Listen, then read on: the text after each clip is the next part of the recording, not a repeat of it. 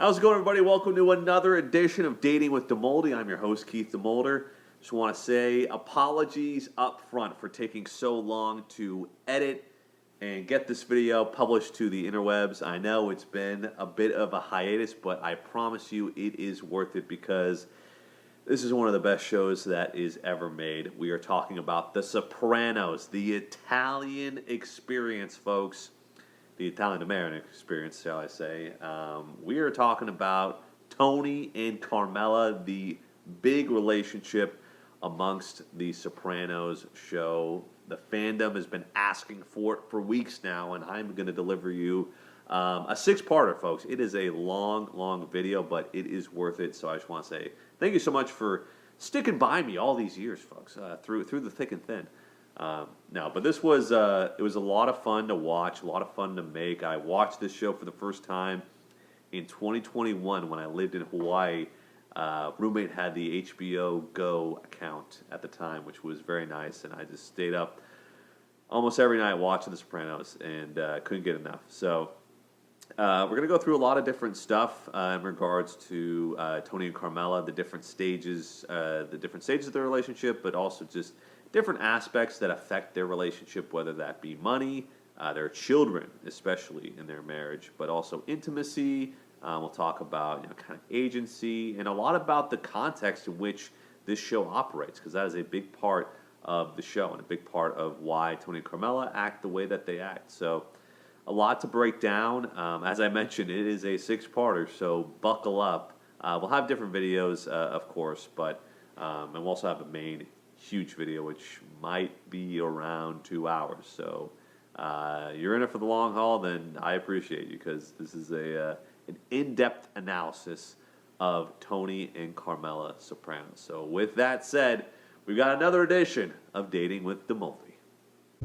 The moon is out, the time is right to watch Dating with Demoldey tonight. The Sopranos are here, Carmela and Tony, it's Mafia week. On Dating with Demoldey, Demoldey grants your dating wishes. Click away, you'll be swimming with the fishes. So get your popcorn, your soda pop, Dating with Demoldey. Don't you stop. All right, so a quick disclaimer before we get into this video today. Some things I just wanted to talk about, kind of set some ground rules just before we watch the video. This is firstly, it's trigger warning for anyone who has experienced a whole range of unfortunate, traumatizing events. Firstly, whether that be emotional or physical abuse. If you feel uneasy, please don't watch any of these episodes moving forward. We're going to talk about a lot of really uncomfortable, really unfortunate and violent things. There's a lot of physical violence that happens within the show. I'll try not to show anything that's inappropriate or not suitable for work. But just know I'm going to be talking about some of these themes that are a little bit harsh and uncomfortable and could be triggering for some people. So if you have any of these past histories, I want you to say up front that, this is I'm going to talk about some sensitive topics. Viewer discretion certainly advised. Don't show your kids any of this because, it could be kind of distressing for them. We're talking about things, especially sexual assault, things of that nature, very violent stuff that happens. So just wanted to say that up front. I also wanted to say, for the record, I love the show, right? The Sopranos is great. And I think I want people to really understand what the show should, kind of the message of the show. And that, some might view the show as glorifying really unhealthy practices and principles and behaviors. Sometimes it might, but it also gives a window into something that's make-believe. There's a lot that's played up for the drama of the show. There's a lot that's not real that we have to remember. But furthermore, even if there is stuff that is real, it's showing it warts and all, right? It's showing the bad parts, or it's just showing it. And it is our responsibility as viewers to understand what's good and what's not, to understand what we should be taking from it, what we should be cheerleading or not. So, with that said, just wanted to go and say, as much as people might not like me saying it, Tony Soprano's a sociopath, folks. He's not a good person. Just putting it out there. He's not a good guy. And I know that's going to break the hearts of a lot of people. I love this show. I think there's moments where Tony is really funny, and obviously James Gandolfini is an insane actor, and Tony Soprano is an insanely complex character and one that I enjoyed watching, but he's not a good person by any stretch. You watch some shows and you think, oh, well, deep down, he's a really good guy. No. Tony is complicated, but he's not a good person. Tony commits, spoiler alert, numerous murders. He physically, verbally, financially abuses Carmela on multiple occasions, and commits many other heinous acts, as Carmela talks to her priest about multiple times. And he's not a good person at all, in fact. He does commit some good acts. He does some good things. He can be, at times, a good person. But overall, this guy is a bad person. He's not good, and we should not idolize him. But we should learn from him and see his mistakes and try to be better. So, just had to say that up front. With that said, let's get into it. All right, so before we get into everything, we got to kind of do a major overview of basically the culture and the context in which this show exists, because there is a ton of stuff. There's just so much. There's so much to unpack, and it makes sense. I guess it kind of gives meaning or understanding to why the characters in the show act the way they do. I mean, everyone's a product of their environment, a product of their culture, a product of their upbringing, and kind of these contexts that they exist in. So this is in no way excusing or celebrating or championing any of the behavior that happens in the show or by certain characters, but just to give an understanding of, okay, this is why people act like this. These are the expectations that exist within the context of The Sopranos. So I've got 6 themes that I wanted to go over just in the video in general. So the first one being, as I mentioned, the cultural context and expectations, which includes being Italian, includes being Catholic, and includes being in the Mafia or the mob. We'll use those terms interchangeably. Then number two theme is just about infidelity, which kind of comes back to the context, but that is a huge theme within Carmela and Tony's relationship. Number 3, parenting. As much as they are a couple, they also are parents, and that is a huge factor in the show. We see that in a lot of things in the show. Probably about maybe 30% of the show is just interacting with their kids, parenting their kids, doing things with their children. It's a huge part of the show and a huge part of conflict, but also bringing them together. Number 4, conflict resolution. This is a major theme in the show because both of them at times have terrible conflict resolution skills, mainly Tony, but we'll get into just how they have conflict. Number 5, intimacy issues, both physical and emotional. There's a lot of times where, they've been married for a while, over a decade, and intimacy can become an issue. Sometimes it's good, sometimes it's not. So that's number 5. And then the final theme is agency. We see it in their relationship, mainly with Carmela. And we'll get into the money aspect, the self-realization aspect, loyalty, commitment. All those things affect your agency, your independence as a singular person within a unit. So those are the themes within this video series, shall I say. We're going to have multiple parts. This is going to be an absolute doozy, but I'm excited. We'll get into the first theme of it all, the cultural context and expectations of The Sopranos. All right, so let's get into the cultural context of The Sopranos. So, the first part of that context, as we know, it is evident, it's being Italian. So, being Italian has so many different themes and parts to it. And for the record, I'm not Italian. I'm not an expert. I'm just going off what I've seen on the show, people I've interacted with. Friends of my life are of Italian heritage. But this is a huge deal for The Sopranos, and it manifests in a couple different ways. The first one is the Sunday dinner. There's a huge emphasis on the family and the extended family as well.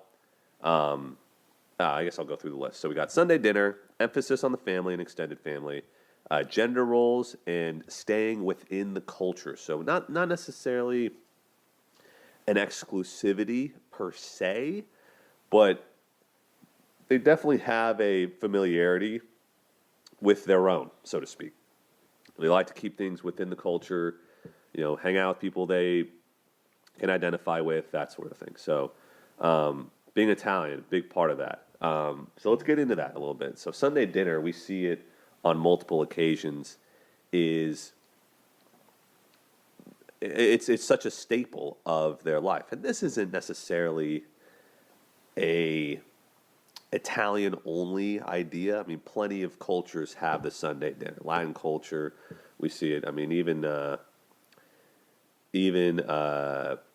with American culture as well. So it's just kind of a thing, right? Like people like to spend time with their family eating food. It's a quintessential human experience, and so within the show, we see that be a huge thing. Tony makes sure that his kids are always there. All the mothers, the grandmothers, every part of the family is there. They sit down, they have a meal together, they talk about their weeks. It's a really joining and combining experience. We call them, things that help people in their mental health and therapy. We call it a protective factor. And this is definitely a protective factor. This is where the social system is strongest, is at the family dinner. Now, there have been many times within the show that the family dinner can go awry, whether that's, Tony making remarks to Janice, whether that's, Janice making remarks to Tony, kids swearing, Uncle Junior saying cracks about Tony not being a varsity athlete. Like, these are the things that happen at Sunday dinner. But it's a staple of the family unit. Number two, big part about being Italian, as I mentioned, emphasis on the family and the extended family. And the idea that, you take care of your mother, you take care of your kids, you're always together, you don't leave them. It's and people that are cousins, people that are first cousins, you have an insane loyalty to them. And, you rarely see in the show people without kids, adults without kids. That's you get married, you have kids. That's kind of the expectation, is that you're going to get married and have children. That's why Paulie, who has nobody, has no kids, has no wife, is seen kind of as this outsider. And it's kind of like his thing, the sad clown or whatever. Like, he doesn't have a family, and that's seen as kind of this embarrassment on him, because it goes against the expectations of having a family.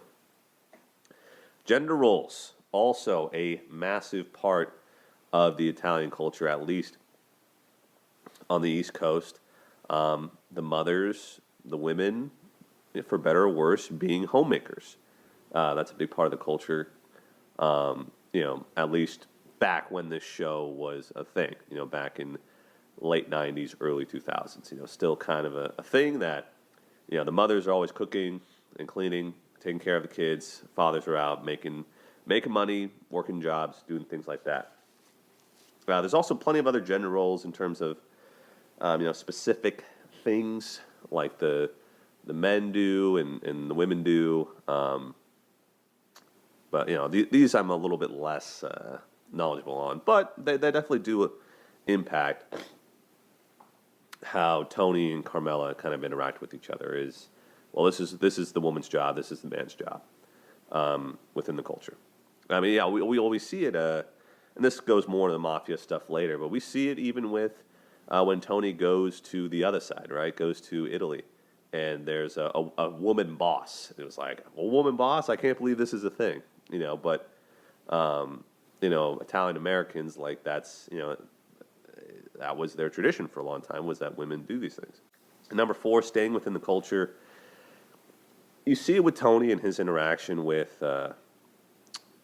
what's her name, Meadows' boyfriend, Noah, and you see that he's a little racist and advocates for Meadow to date someone who's Italian and not black.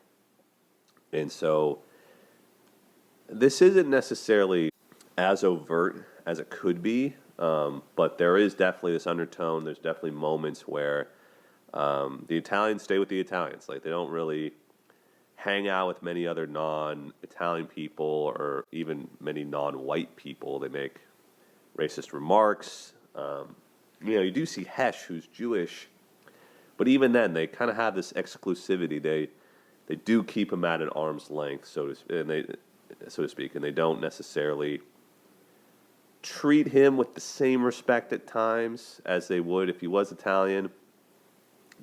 Furthermore, they also do business with a lot of non-mob Italian people. You see that all the time with Tony. Oh, Gloria Trillo. Oh, you're Italian. Oh, the real estate agent in the later seasons. Oh, you're Italian. The Italians will stay within their culture. They appreciate fellow Italians. So it's major theme is Italian pride.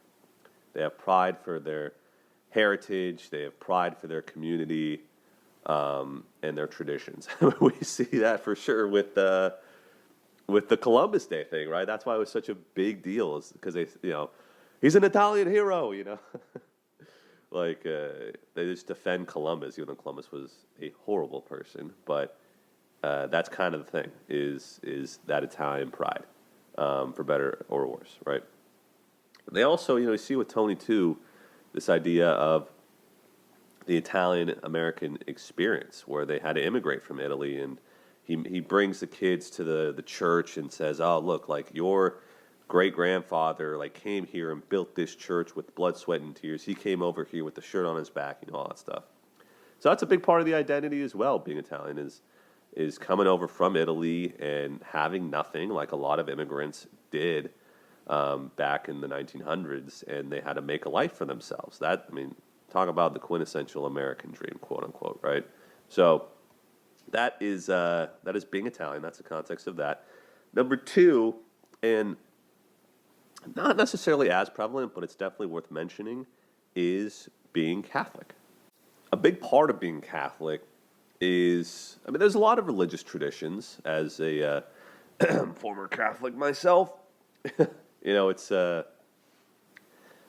there's a lot of religious traditions, going to church on Christmas Eve and going to church on Easter and all these religious holidays that you celebrate, being close with the church, donating money to the church. We see that plenty within the show, that a church is a part of the community. And we see it multiple times where the women in the community are upset at the church for saying certain things, doing certain things, and disparaging, the mafia or, the mob wives. And, they're kind of one and the same. And it might be a begrudging kind of respect from some of the people in The Sopranos, but that is a huge influence, is having these religious values, which aren't really followed, but a big one is divorce. The church doesn't believe in divorce, and there's plenty of other things that go into play there. There's a lot of, the 3 things I put here under Catholic is guilt, shame, and moral righteousness. So we see it a lot with, kind of the guilt, where people, like Carmela, for example, she always goes to church to confess her sins, right? Always talking to Father Intantola about Tony, and, she's in confession a lot. to try and deal with the guilt of being with this man who does these bad things. And it eats her up inside. And that's a big part of being Catholic, is the Catholic guilt. Because there's such a heavy emphasis on being morally righteous. And it's hard for some people to deal with that. Carmela's, prime example. But yeah, I mean, we don't see the church too often, but it definitely is a part of it. And you see Father Intentolo. I mean, he is like the poster boy for the Catholic Church throughout the series, and even he acts in a way that isn't super righteous. He tries to get Carmela to cheat, and is at her house and flirting with her and doing all these things. But plenty of people from the community talk to him. They get advice from him. They see him as a mentor, as a spiritual guide, as they say. So the church, the Catholic Church, definitely a big thing within the Sopranos context. All right, so the final part of the cultural context that the Sopranos is in, I'll talk more about like kind of extraneous stuff, but the biggest and most prominent is the Mafia culture. So within the mob or Mafia culture, there are a couple of main themes. The first one, really above all, is loyalty. Huge one. Then going down the list, it's kind of the same thing, but staying within the family. So only doing business within the family structure, right? So like the business, as they refer to it. Basically, the group of people. So when they talk about North Jersey, i.e. Tony Soprano's crew, the Soprano crew, it's the Soprano group of people that are together, essentially. So it's led by Junior Soprano at first, and then kind of going on down, Jackie Aprile, all these different people. They're not even necessarily related. They could be. You see that at times, but they're not related. They're just all Italian, but they call themselves the family. So staying within the, quote, family is a huge part of the Mafia culture. I put dependence, which is a big thing.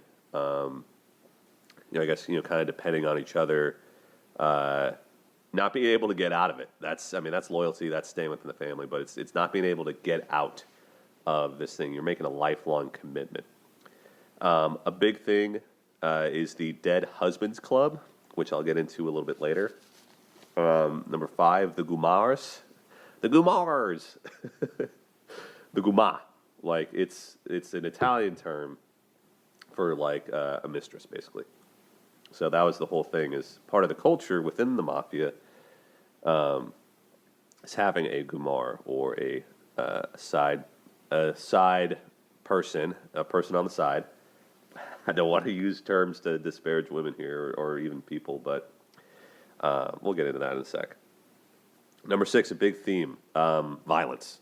Major theme, whether that is committing crimes to get something, used even in the domestic situation, used amongst each other to enforce rule and law. The show is just full of violence. It is a very violent show. You don't go an episode without someone punching someone, beating someone, killing someone, shooting them, stabbing them, and even non-physical violence. Like there's a lot of abuse that happens emotionally. Calling names, yelling, screaming, all this stuff. Right? It's part of the mob culture, is using violence and power to get what you want.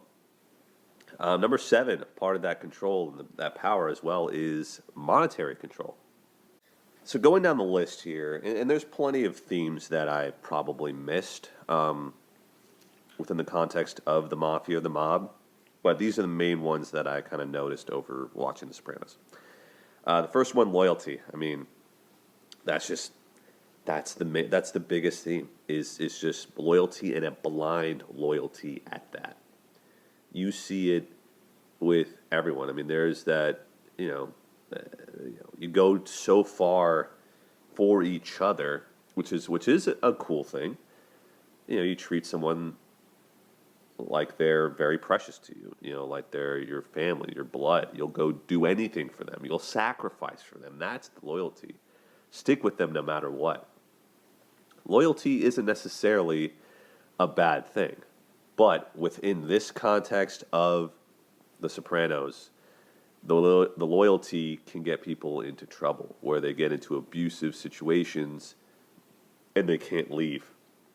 That's the issue with the loyalty. We see that within Carmela and Tony's relationship, is that, you're in this thing forever. And we even see that in the later episodes where, one of the captains or one of the maid guys, kills himself because he knows he can't leave the family. And that rule is instituted. I mean, it's rewarded. The loyalty is rewarded, and non-loyalty is punished. People die. People get clipped, as they say. They get killed. They get murdered for, not being loyal, whether that's going with another crew, whether that's doing something against the business or the family, or going to the feds, as they call them, the federal government, the FBI, the CIA, maybe not CIA, but FBI mainly, police, turning people in, ratting on people, as they say, basically ratting or, telling on someone, communicating with the authorities that a crime has happened and giving names and things like that. But that is seen as the ultimate dishonor within the family, is being disloyal to the family, to the mafia. Staying within the family, we see, as I mentioned, we see this with the business. But we also see this with relationships too. I mean, and this kind of goes down to the Dead Husbands Club, but we see that with Meadow in the later season 6, how she gets with that one guy who's within the family. There's so much of an emphasis on people dating people's daughters or people's sons and all that. Like, staying within the family is such a huge thing.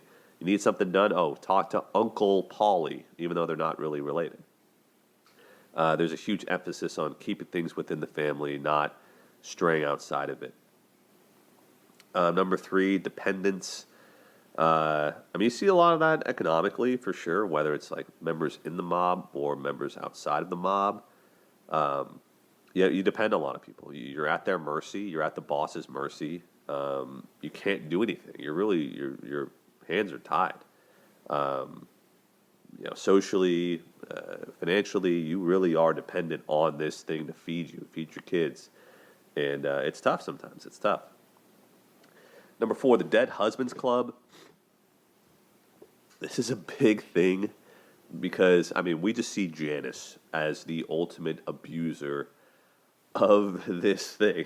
She wasn't involved with anyone, at least to start. We know that. I guess her and her husband divorced or whatever it was. But then she gets with almost every single member of the crew, and then they all die.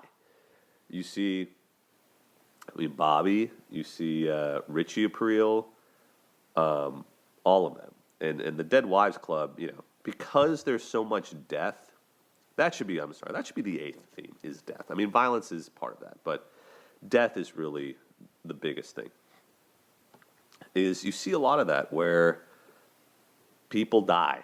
Men die. Men are expected to die, essentially.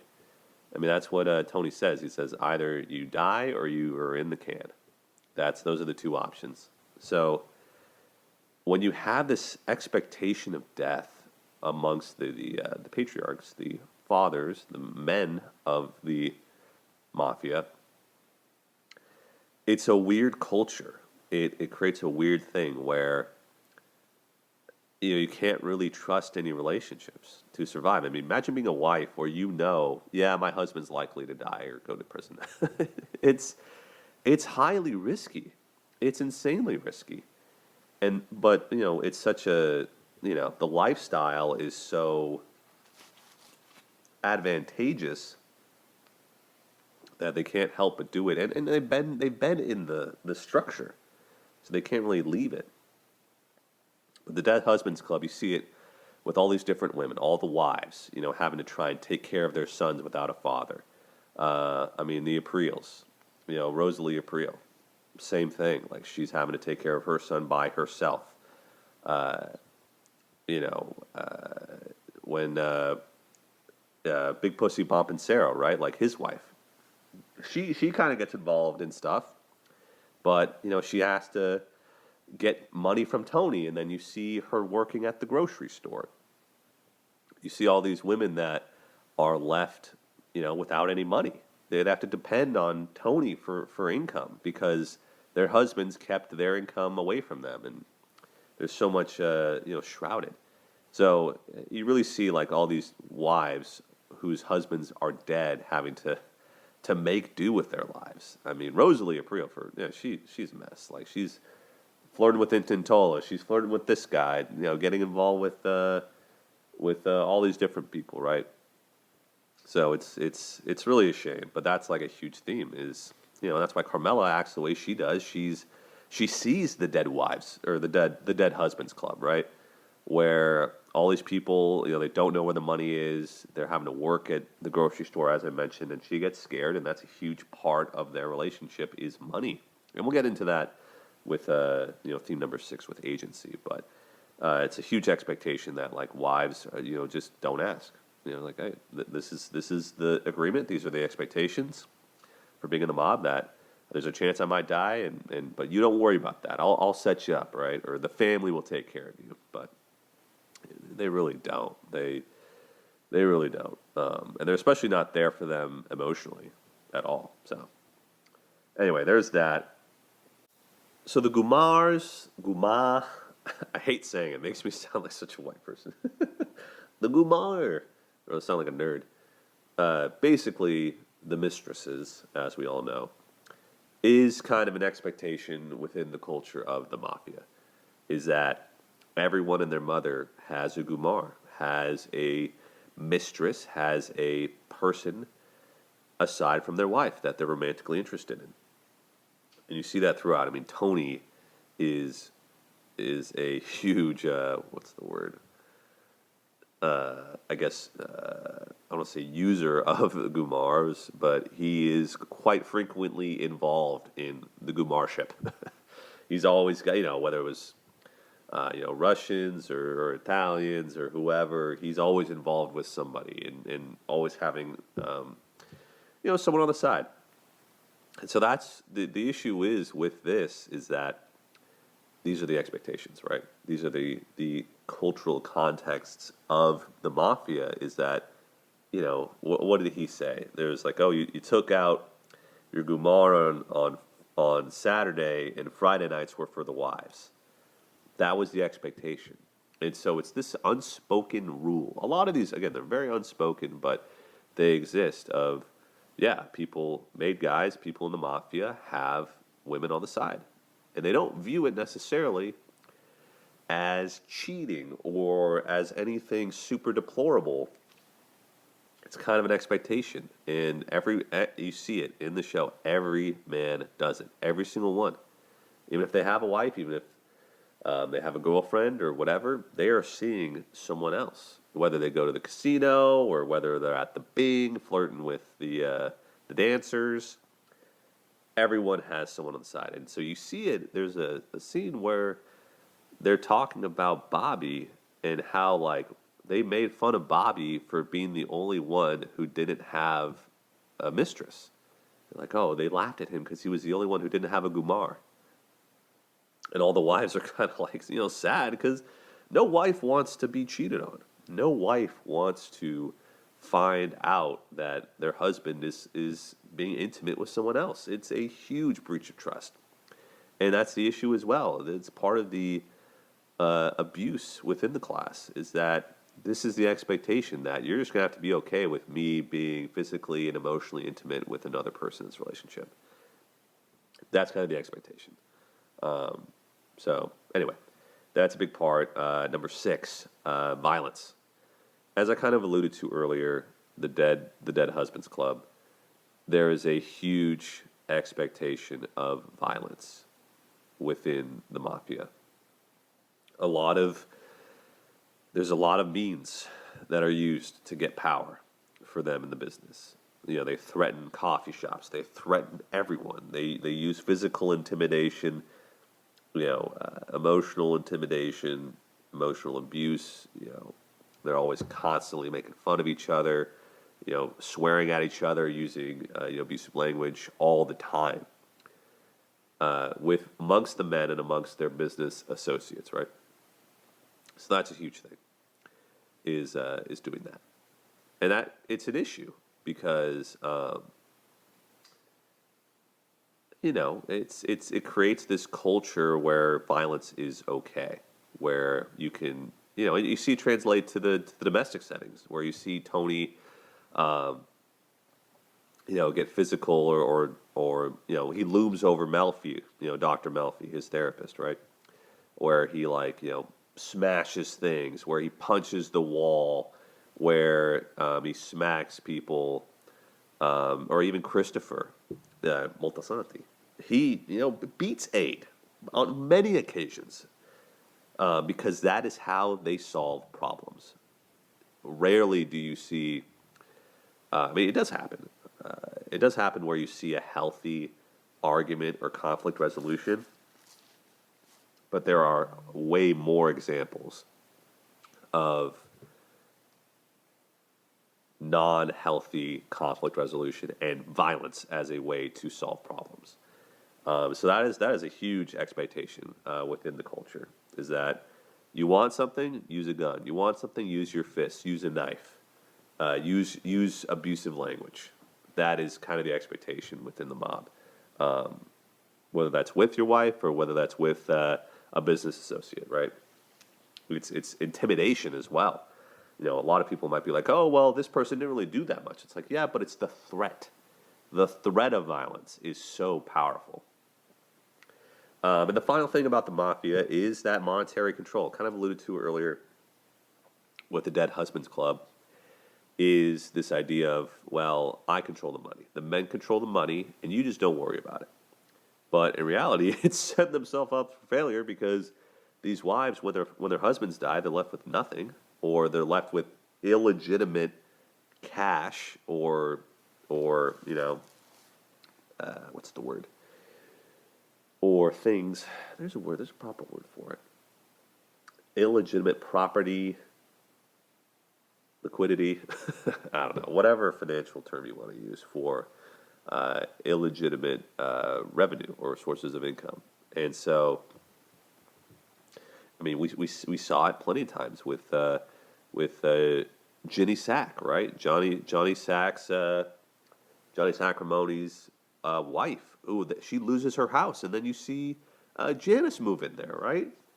So it's this lack of monetary control on the women's side. It's monetary control for the men.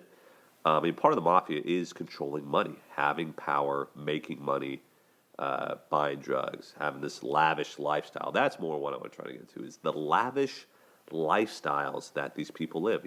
The nice watches, the nice clothes, the nice cars, nice houses, caviar, extravagant lifestyle. That is a huge expectation and context within the mob is living large, living large. So, big parties, things like that, drinks, alcohol, all the different things, right? So, anyway, that is the cultural before we wrap up, let's just also talk about the context within the show, within just when the show is based, right? So it's post. Well, it's pre and then post 9/11, East Coast. So there was a ton of context for that too. I kind of think of it like there's this guy named Bronfenbrenner in psychology, who has this whole theory about systems, right? So if you look at Bronfenbrenner's, now I'll put it on the screen right now, actually. You look at this ecological systems theory, right? It's got multiple different parts. So you got the one, so the individual, right? Let's just pretend that's Carmela and Tony, right?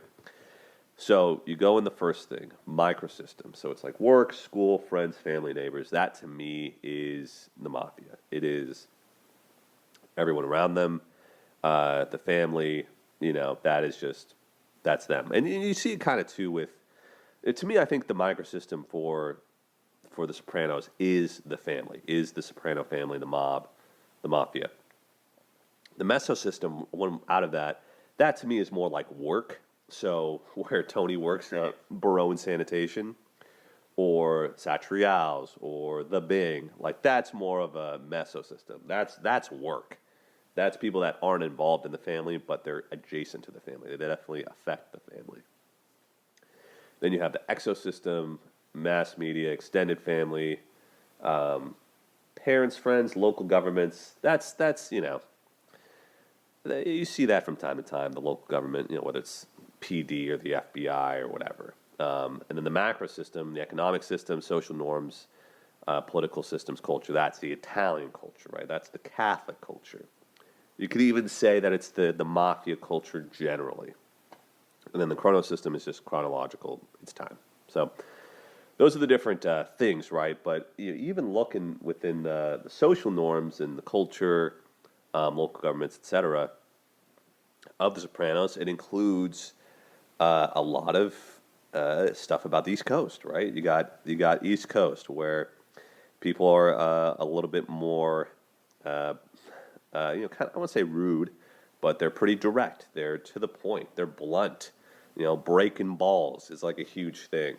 Everybody's making fun of each other, and that's kind of seen as a way to get closer to each other. It's not seen as like insulting. You're just messing around.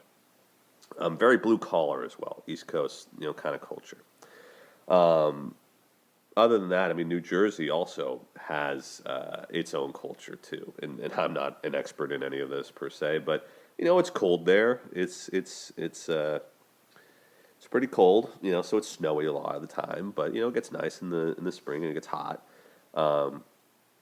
There's a huge rivalry with New York because they are seen as New Jersey, and there's a huge thing like, oh, well, you're from New Jersey, oh, you're from New York. Like they don't like each other because they're always clowning on each other. New Jersey's seen as like the little brother to New York sort of thing, right? But there's also a mix. You see a mix of Italians, you see a mix of black people, you see a mix of Latins as well, like Puerto Ricans, people of plenty of other cultures, and they're all kind of mixing there. Not a ton of Asians in the show for sure. So there's that. Then also the fact that it's the late '90s, early 2000s, as I mentioned. 9/11, right? Like that happened during the show, and so they talk about that. They talk about, you see in the intro, the World Trade Center is in the intro for the show. There's the Bush presidency. There's going to Iraq, and that's plenty of times you hear it talked about from Meadow to AJ. They talk about, kind of the world that they live in, and it definitely affects them, right? Again, the macro system, the social norms of the time, the fact that unlike 2025, there was plenty that was acceptable then that isn't acceptable now. A big part of that, the dot-com boom, cell phones were just becoming a thing. You didn't have iPhones. You didn't have touch screens. You had these small little rinky-dink phones. And there was some economic prosperity at the time. There wasn't necessarily a recession yet until 2008, right? So definitely a different kind of culture of the early 2000s. You see all these kids born in the boomer generation that were having their own children, having their own kids. So that that was the first time that the boomers were making their money. They were rising to power. So just take a look at this this ecological systems theory or whatever overall. I know it's very what's the word? I know it's very academic to look at it this way. And a lot of people, they'll say, oh, well, Tony just does his own thing. He's got his own opinions, and he's going to do what he wants, blah, blah, blah. So that's true. 100% true. Not denying that Tony has his own feelings and thoughts, and he's his own person, and he can make his own decisions, all that stuff. The reason I bring this stuff up, and especially with this, graphic, is that we're a product of our environment. We're a product of the expectations. We're a product of things that impact us. And so I think it's important to understand all these different factors at play that impact us. That, yeah, as much as, Tony has free will, there's also so much pressure, so much expectations, and this is the world he was brought up in, right? His father was brought up in this world. This is what they did. So how can you expect him to act differently when this is all he knows? This is all he was taught. When he was a child, he saw people die. He saw people, get their fingers chopped off, things like that. He was born in a world of violence. So how can you expect someone to be nonviolent when they were born in a world where this was the standard? This was seen as okay, right? So it's not defending anything, but it's explaining why. And it's helping people understand, okay, this is why he acts the way he does. And that's what makes Tony a very complex character. That's what makes it difficult to root for him and root against him, because you understand that he's dealing with all these factors. He doesn't feel good. Same thing with Carmela. You say, oh, well, why didn't Carmela leave? And there's plenty that we'll get into just about abuse and why people don't leave from those abusive relationships. But this is the culture she was brought up into. This is what she knows. She doesn't know anything else. She doesn't know what life's like in a non-Italian, non-Catholic, non-mob family. So, and non-East Coast family, right? So there's plenty of things that impact Tony. And so I just wanted to bring up this context to kind of understand where he comes from and why he acts the way he acts. Because sometimes, I don't want to say it's not his fault, but it's just kind of the way he goes about things is due to his upbringing and due to this culture. And that's what makes it hard. It makes it kind of complicated. It makes it a little bit gray. So anyway, that's what's up. That's the context of The Sopranos. Dating with Demoldey, he's an Italian hero, end of story. Dating with Demoldey, all his glory. Woke up this morning, Flirting with Demoldey's on. Tony and Carmela, plenty of right and wrongs. Sing We songs, ain't no sing feds, no songs. rats, no wiretaps. This on this video, I'll break your kneecaps. Dating with Demoldey, Dating with Demoldey, an Italian hero. end of story. Dating with Demoldey and all his glory.